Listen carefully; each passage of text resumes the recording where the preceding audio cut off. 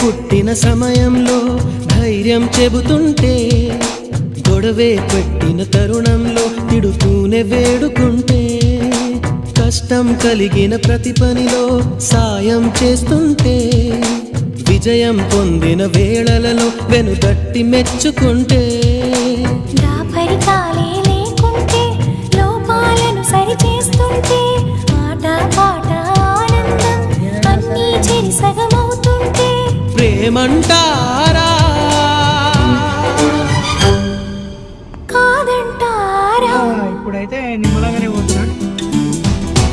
ఒకరికి ఒకరై ఉంటుంటే, ఒకటిగా ముందుకు వెళుతుంటే,